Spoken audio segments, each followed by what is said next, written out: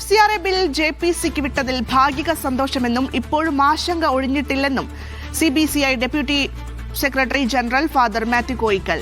JPCയുമായി പൂർണ്ണമായും സഹകരിക്കും, പൂർണ്ണമായും പിൻവലിക്കണമെന്നാണ് എക്കാലത്തെയും നിലപാട്.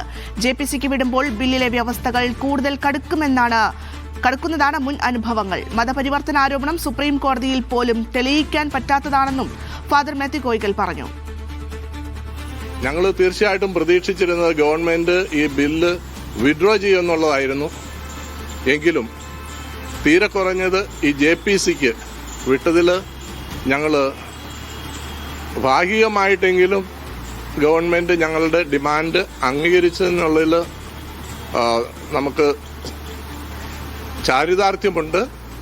എങ്കിലും ഇതിന് പൂർണ്ണമായ രീതിയിൽ ഇതിനകത്തുള്ള നിയമങ്ങൾ, കിരാതമായ നിയമങ്ങൾ മാറ്റുന്നതുവരെ നമ്മൾ മാറ്റുന്നതിനായിട്ട് ഗവൺമെന്റിനോട് സംവാദങ്ങൾ നടത്തിക്കൊണ്ടിരിക്കും.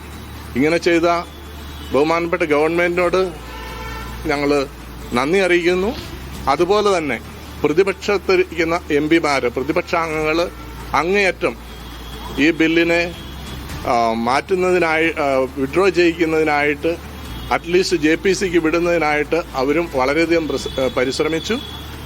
അവരുടെ പരിശ്രമത്തിനും അവരെയും CBCI ഈ FCRAയുടെ ഫണ്ടിലല്ല അതുമായിട്ട് ബന്ധപ്പെട്ടിട്ടുള്ളവരുടെ പേരിൽ നന്ദി അറിയിക്കാനായിട്ട് ആഗ്രഹിക്കുകയും ചെയ്യും. ലാൽകുമാർ ഉണ്ട് വിശദാംശങ്ങൾ നൽകുന്നതിനായി. ലാൽകുമാർ, അതായത് JPCക്ക് വിട്ടതിൽ ഭാഗികമായ സന്തോഷമുണ്ട്, പക്ഷേ ചില ആശങ്കകളൊക്കെ നിലനിൽക്കുന്നുണ്ട്. അതിലേറ്റവും പ്രധാനമെന്ന് പറയുന്നത് മുൻകാല അനുഭവങ്ങളാണ്. വ്യവസ്ഥകൾ കൂടുതൽ കടുപ്പത്തിലേക്ക് പോകുമോ എന്നൊരു ആശങ്കയുണ്ട്. മറ്റൊന്ന്, ഈ മതപരിവർത്തനവുമായി ബന്ധപ്പെട്ട ചില കാര്യങ്ങൾ കൂടി അദ്ദേഹം ചൂണ്ടിക്കാണിക്കുന്നുണ്ട്. സുപ്രീം കോടതിയിൽ പക്ഷേ ഇതൊന്നും തെളിയിക്കാൻ സാധിക്കുന്നില്ല. എങ്കിൽ പോലും ഈ വിദേശ പണം മതപരിവർത്തനത്തിന് ഉപയോഗിക്കുന്നു എന്ന ചില വിവാദങ്ങളും ആരോപണങ്ങളുമൊക്കെ ഉയർന്നു വരുന്ന ഒരു സാഹചര്യമുണ്ട്. എന്തായാലും ഇത് JPCക്ക് വിടുമ്പോൾ അതിൽ ഒരു വ്യക്തമായ ചിത്രമുണ്ടാകും എന്നാണ് അദ്ദേഹം ഇപ്പോൾ പറഞ്ഞു വെക്കുന്നത്. അദ്ദേഹത്തിന്റെ ആശങ്കകളൊക്കെ എങ്ങനെയായിരുന്നു? എന്താണ് അദ്ദേഹം പറഞ്ഞത്?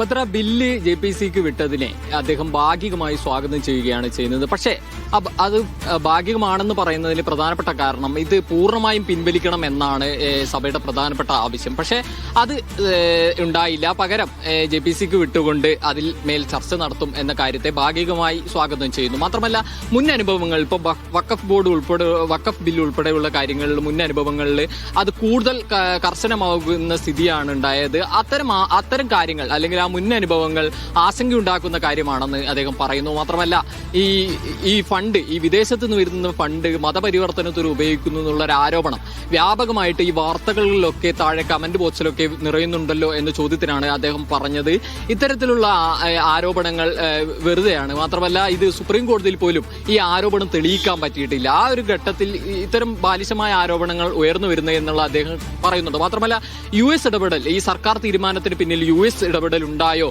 എന്ന കാര്യത്തിലും അദ്ദേഹം പറയുന്നത് ഇത് ഇവിടുത്തെ രാജ്യത്തിന്റെ മാത്രം കാര്യമാണ്. അതിൽ US സമ്മർദ്ദം ഉണ്ടായോ എന്ന കാര്യത്തിൽ തനിക്കറിയില്ല, അല്ലെങ്കിൽ വ്യക്തതയില്ല എന്നുള്ള കാര്യമാണ് അദ്ദേഹം പറയുന്നത്. എന്തുകൊണ്ടായാലും ഈ നിലപാടിനെ, ഇന്നത്തെ സർക്കാർ നിലപാടിനെ അദ്ദേഹം സ്വാഗതം ചെയ്യുമ്പോൾ പോലും അദ്ദേഹം പ്രധാനമായിട്ടും ഇതിൽ ആശങ്ക പൂർണ്ണമായും ഒഴിഞ്ഞിട്ടില്ല എന്ന കാര്യം വ്യക്തമാക്കുന്നുണ്ട്. കാരണം മുൻ അനുഭവങ്ങളുടെ പശ്ചാത്തലം മാത്രമല്ല, ഇതിൽ ഈ കമ്മിറ്റിയിൽ തന്നെ ഉള്ളത്, അല്ലെങ്കിൽ ജോയിന്റ് പാർലമെന്റ് കമ്മിറ്റിയിൽ തന്നെ ഉള്ളത് കൂടുതലും ഈ സർക്കാർ പ്രതിനിധികളായിരിക്കും. അപ്പൊ ഏതുകൊണ്ടും സർക്കാർ നിലപാടായിരിക്കും കൂടുതൽ അതിൽ വരാനുള്ള സാധ്യത. അങ്ങനെ ഒരു ഘട്ടത്തിൽ ആശങ്ക നിലനിൽക്കുന്നുണ്ട് എന്ന കാര്യം അദ്ദേഹം തുറന്നു സമ്മതിക്കുന്നു. പക്ഷേ തങ്ങളുടെ ആവശ്യം, ബില്ല് പൂർണ്ണമായി പിൻവലിച്ചില്ലെങ്കിൽ രണ്ടാമത്തെ ആവശ്യമാണ് ഈ കമ്മിറ്റിക്ക് വിടുക എന്നുള്ളത്. അതിൽ സർക്കാർ തീരുമാനമെടുത്തിരിക്കുന്നു. അതിൽ ഭാഗികമായി സന്തോഷമുണ്ട് എന്ന കാര്യമാണ് ഇപ്പോൾ അറിയിച്ചിട്ടുള്ളത്. ശരി ലാൽകുമാർ.